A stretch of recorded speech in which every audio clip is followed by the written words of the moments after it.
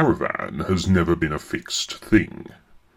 It is not a city, nor a nation, nor a banner that can be planted and defended.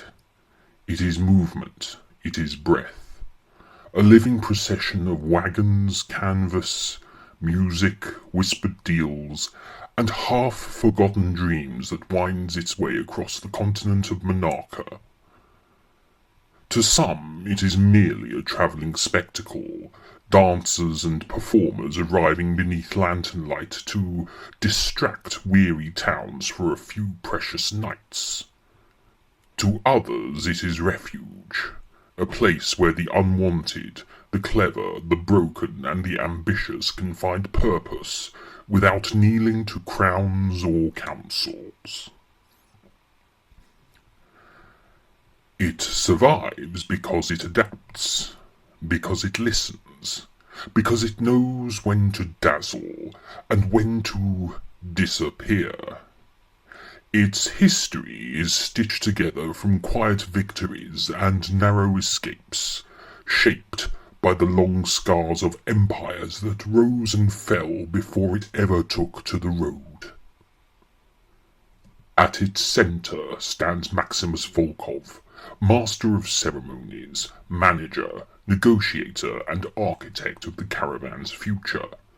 A broad, imposing figure, wrapped in a blue tweed suit that has seen as many roads as it has halls of power. He wears his authority as naturally as his top hat. Brass goggles rest above the brim, more symbol than tool, and his cane is never far from hand.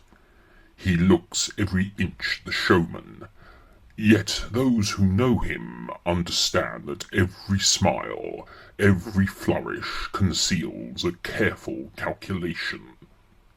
Tonight, the camp is quieter than usual. Beyond the ring of firelight, armour catches the glow of embers. Paldrok stands apart from the dancers and wagons, fully clad, his presence unmistakable. Bronze plates and dark leather mark him as something more than a guard, a warrior preparing to leave. Where Maximus plans futures, Paldrok walks into danger to secure them. This is not farewell. Not yet. But it is the calm before one. Maximus approaches, cane tapping softly against the packed earth. He stops beside Paldrok, studying the armour with a thoughtful eye.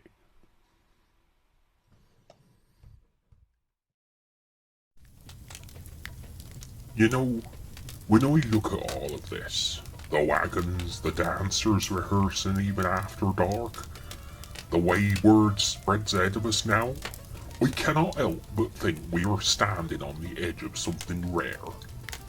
Opportunity like this does not linger. Opportunity is a blade, Maximus. Hold it wrong and it cuts you. I see momentum, yes, but I also see exhaustion. You're already planning 3 roads ahead while the ground beneath your boots is still shifting. That's precisely why I plan. The caravan has outgrown survival alone. The dancers are becoming more than entertainment. Symbols. People follow symbols. Invest in them. Protect them. And the caravan becomes untouchable. Or it becomes a target too bright to ignore. You speak of prosperity, of expansion, as though the world has forgotten what happens to those who rise too quickly. The world forgets nothing. It simply moves on to the next spectacle. I intend to make sure that spectacle is ours. You are getting ahead of yourself. Balance, Maximus.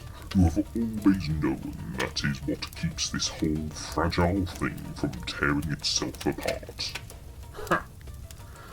All this talk of balance, and yet you are still standing here, Which reminds me, my ever-watchful friend, you have a mission waiting for you. One that does not improve with delay. You mean the crown? I always mean the crown. Lost relics of tyrants do not simply wander back into history on their own, especially not that one. There are whispers out of Peveril, old thoughts, old families, older lies. Enough to suggest the crown passed through that city, if it does not still linger there now. And you expect me to leave you here while you poke at nobles, merchants and dancers with secrets you should not be prying into? I do not poke. I persuade. You provoke. Oh, come now. You make it sound as though I cannot survive a few sharp conversations and the occasional knife in the dark. You always survive. That is not the same as being careful. Ha! Careful is boring. Careful does not build legends. Careful keeps you alive long enough to regret being legendary. You worry too much. I can handle myself, Paldrok. I always have. That is exactly what worries me. Peveril will not uncover itself by staring at me. Go, follow the trail. If the crown is there, you will find it. And if it is not, you will find out who is lying about it. Try not to start a war while I'm gone. No promises.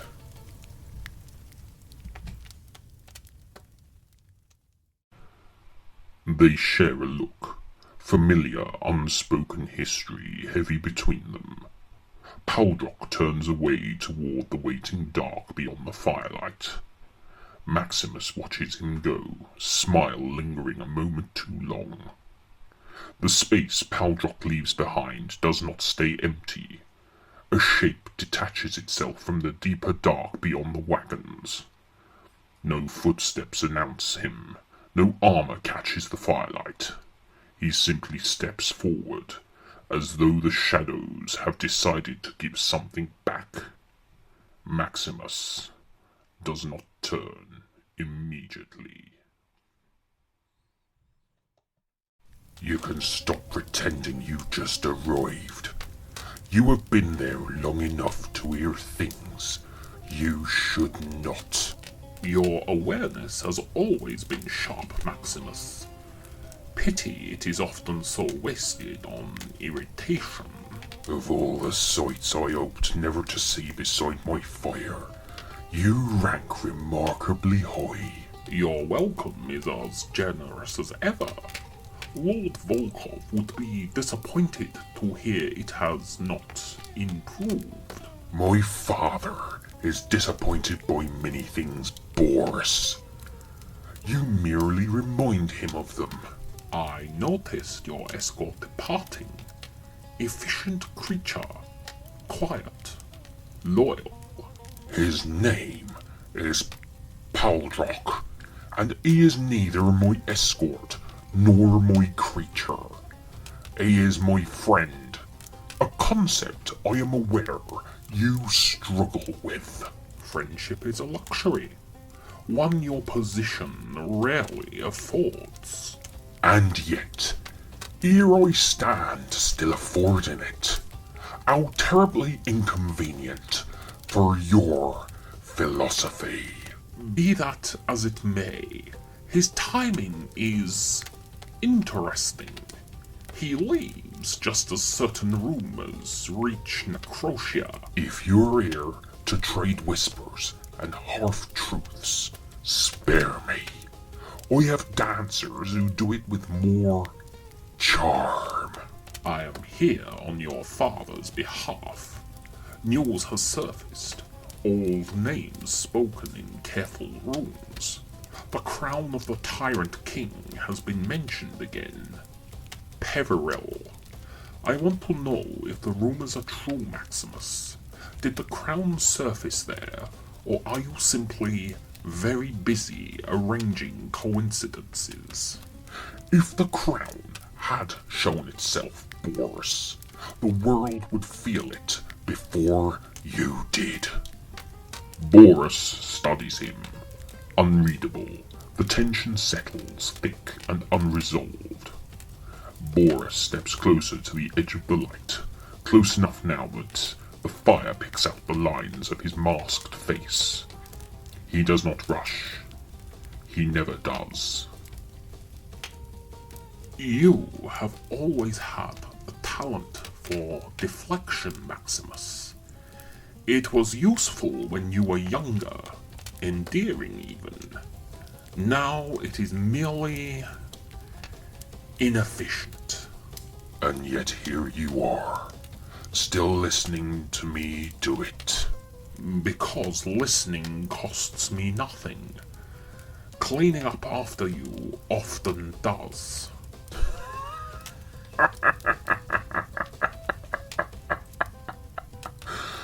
You flatter yourself.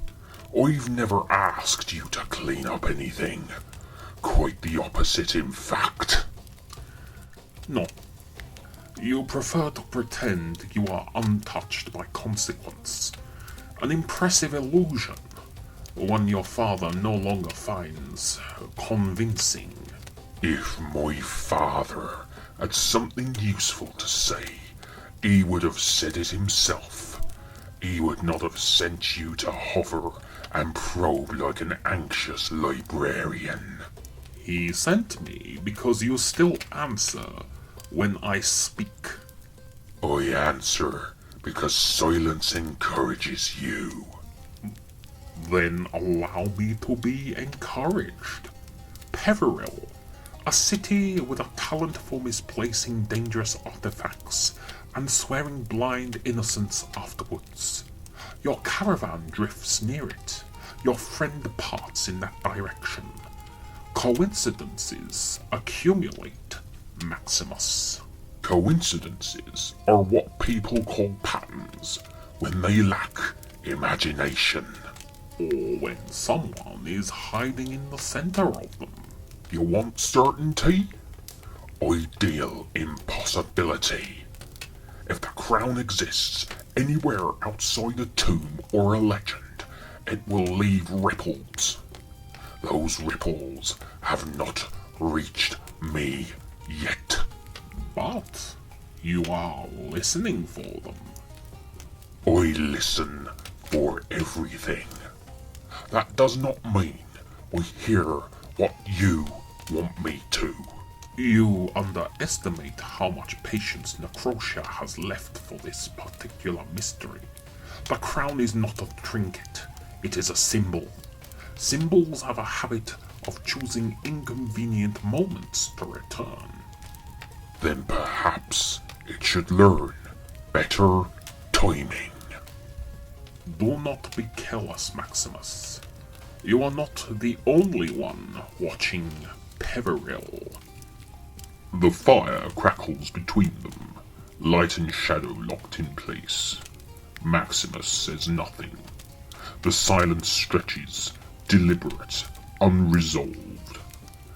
Maximus exhales slowly, patience finally spent. He straightens, squaring himself toward Boris. Enough. You came for an answer, so here it is. Take it back to my father and do not dress it up on the way. I am looking for the crown, not because it keeps him awake at night, and not because I share his fascination with ghosts and old thrones. I look for it because things like that attract fools, zealots, and armies. All three have a habit of walking straight into my path. Lord Volkov will want more than that. He will get exactly that. The caravan comes first, always. My coin, my contracts, my dancers, my workers, my guests. They are not pawns in a dynastic fever dream. Anyone who threatens them will find me standing in the way, crown or no crown. If the crown surfaces, I will know. If it endangers my people, I will deal with it. If it does not, it can rot wherever history buried it. And if your father disagrees? Then he disagrees. Very well. I will tell him you remain predictable. Tell him I remain practical. Boris turns away, already satisfied. He melts back into the dark between the wagons, the firelight losing him piece by piece. Maximus watches until he is gone. Only then does his gaze shift, sharp and unamused, toward another pocket of darkness, beyond the fire.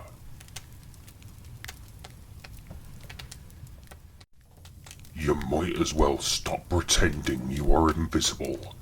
Tonight has exhausted my tolerance for eavesdroppers. The shadow remains still, too still.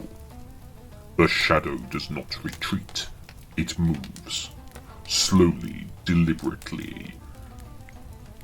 It steps into the outer ring of firelight, and for the first time that night Maximus' confidence tightens rather than sharpens. A hooded figure stands where darkness was.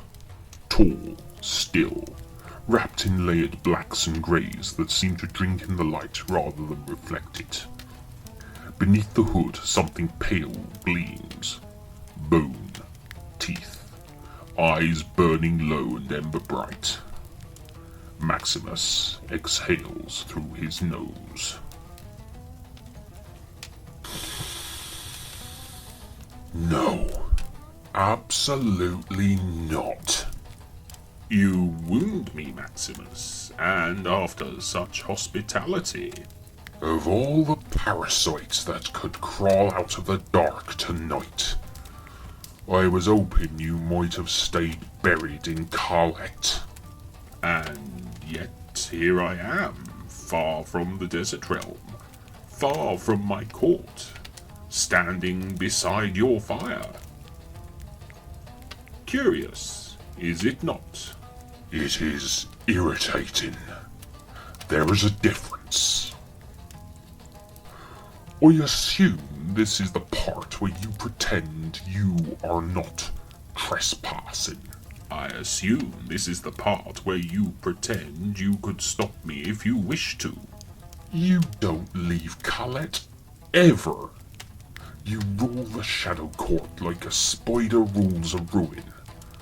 So, tell me, Corvus, what disaster dragged you out into the open? Your caravan has grown louder.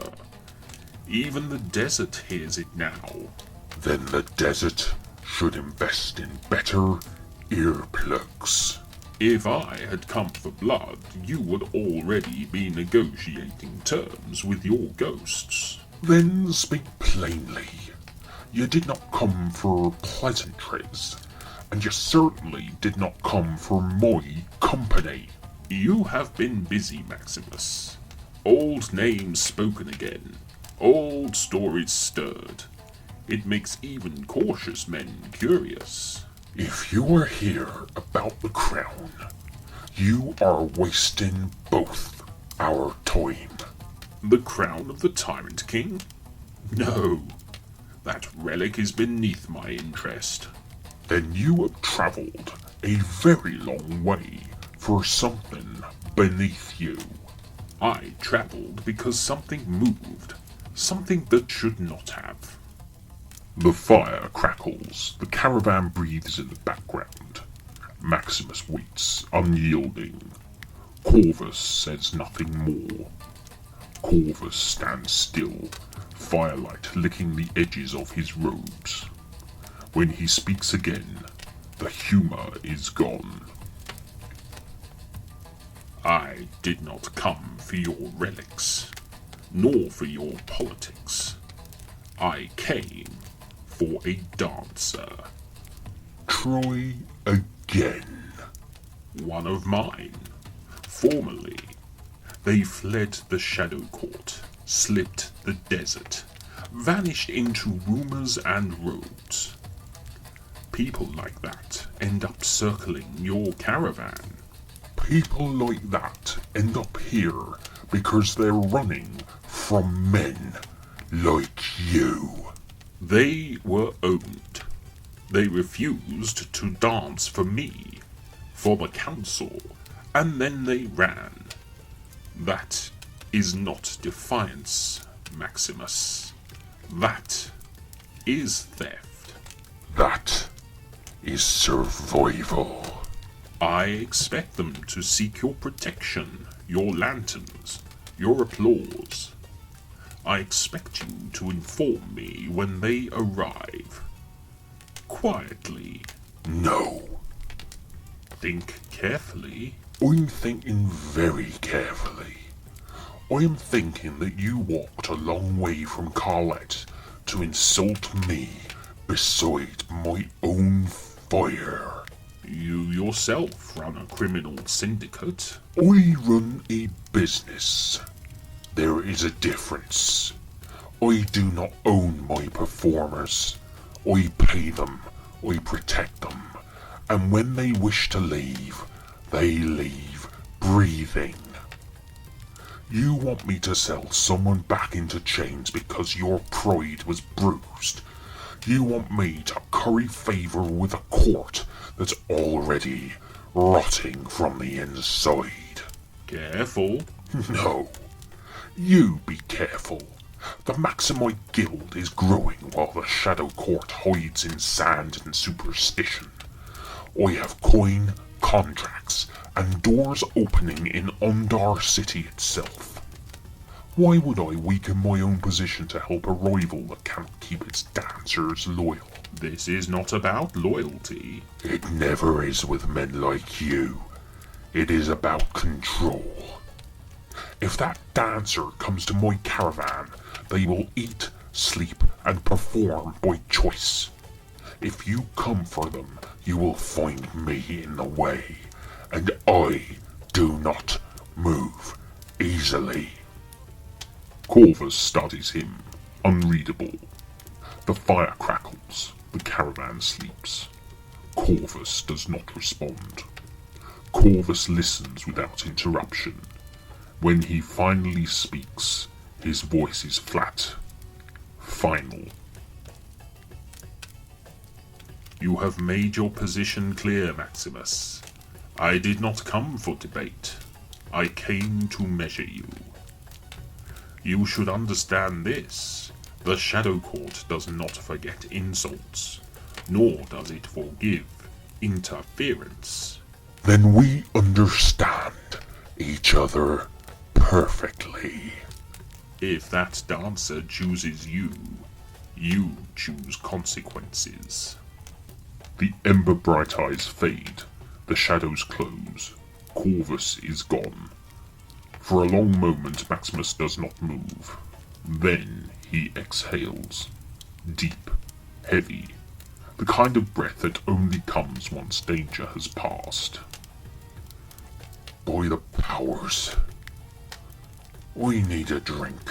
He rubs his hand over his face, the confidence slipping just enough. He stares into the fire, voice lower now, meant for no one but himself.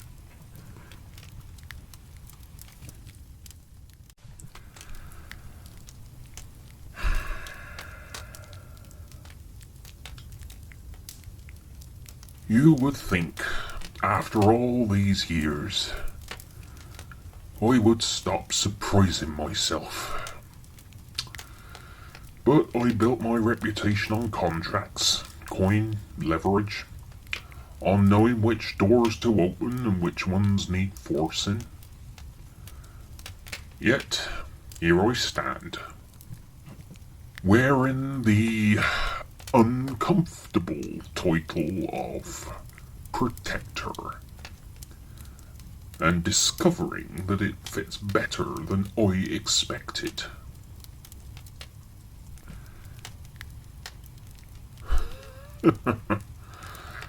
Champion of the downtrodden, protector of dancers. Curious words for a vampire who prefers his beer cold and his accounts precise. And yet, they ring true. They are not assets. They are not ornaments. They are not there to decorate a stage or soothe the egos of men who confuse ownership with worth. They are artists, workers, people who choose to stand beneath my banner because it gives them something rare in this world. Space. Room to breathe. Room to decide who they are when the lights go down and the road stretches on. They are not naive. I would never insult them by thinking so.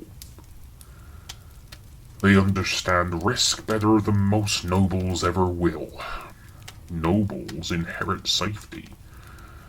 These people earn it, night by night, city by city. They travel because they want to, because movement is freedom, and because stillness, enforced stillness, is how cages are built, even when they are gilded and called privilege. What I offer them is not salvation. I offer terms, clear ones, contracts, coin paid on time, protection that means something, and respect that is not conditional on obedience. In return, they give me brilliance, skill honed by discipline, trust that is not given lightly. That is the exchange. Balanced, honest. No chains in beneath silk or applause. Anyone who believes a dancer fleeing a court like Corvus's is weak has never understood courage. It takes far more strength to walk into uncertainty than remain owned in comfort. Choosing the road over the leash is not defiance. It is self-respect. So yes, perhaps there is something noble in that. If so, I will accept the accusation without protest. Not because I seek virtue, but because I recognize responsibility when it stands in front of me and refuses to be ignored. Gentleman, manager, monster. I have been called all three, and worse besides. Labels have never troubled me. What matters is this. When people place their trust in my caravan, when they step into its light willingly, they are not stepping into a trap. They are stepping into a choice. And I will protect that choice with every sinew of my body. If that makes me something more than I intended to be, then so be it.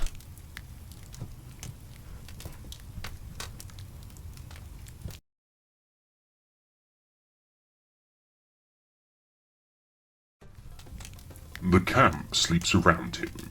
Lanterns flicker, wagons creep softly into the night. Maximus stands alone by the fire, resolved. The last of the tension drains from the night. Maximus is just reaching for a bottle when the shadow shifts again. But this time he smiles before the figure fully steps into the light.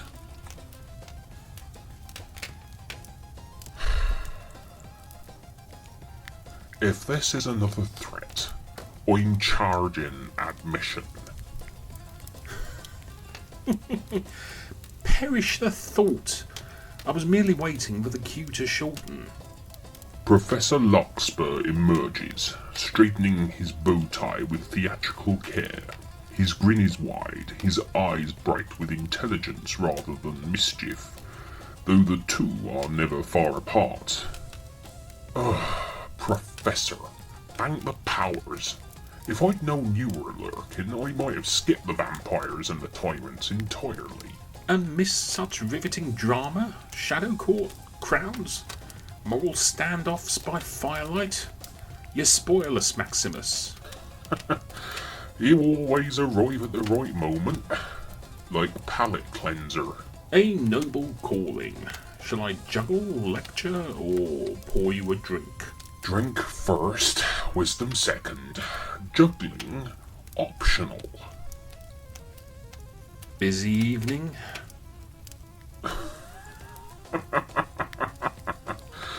That is one way to describe it. You held your ground. I tend to, even when it would be simpler not to. The caravan feels that, whether they know it or not. You know, for all the chaos, this is the part that makes it worth it. The quiet after, familiar faces, someone who does not want anything from me except decent lighting and a reasonably sober audience. I ask very little. Occasional applause, intellectual respect. A tent that does not collapse mid-lecture. A man of modest demands. You did the right thing tonight. I usually do. It is my reputation that suffers. Reputations recover. Principles are harder to replace. I'm glad you stayed. Someone has to remind you that not every problem requires teeth or threats. Do not push your luck, Professor. Sleep when you can, Maximus. Tomorrow the world will demand another performance. Larkspur lingers a moment longer, watching the embers settle. The night has softened. So has Maximus. Oi, another performance. But also another burden of a day to carry on my shoulders. You carry more than you admit, my friend. Responsibility has weight, even when worn lightly. Someone has to carry it. I simply prefer to do so with a drink in hand and decent company nearby. Then remember this. You are not alone in it. Not tonight. Not any night. I know, and I do not say it often enough, but I'm glad you chose this road with us. So am I. There are worse places to belong than a moving home with honest work and a man who keeps his word. Get some rest, Professor. Tomorrow you will have minds to delight and skeptics to annoy. A sacred duty. It's late, the night grows cold, and I shall return to my tent with my own warm fireside. Good night, Maximus. Keep doing what you do. It matters more than you think. It does indeed, Professor. It does indeed. Good night, old friend. The flames crackle softly as the caravan sleeps on. He tips his hat and drifts back towards the wagons, humming softly. Maximus watches him go, the fire warm. The caravan safe. At least, for now.